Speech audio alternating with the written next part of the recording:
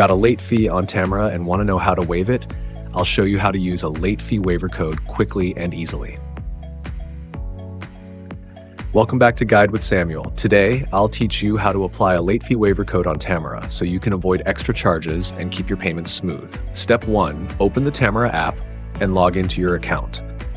Step 2, go to the Payments or Billing section. Step 3, look for the option to enter a promo or waiver code.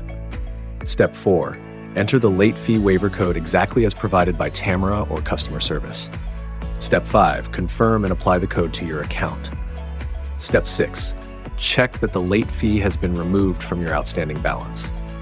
Quick tip, contact Tamara customer service if you don't have a waiver code. Sometimes they offer one after you explain your situation. If you found this helpful, leave a comment below. Like and subscribe to Guide with Samuel for more money-saving tips. Thanks for watching.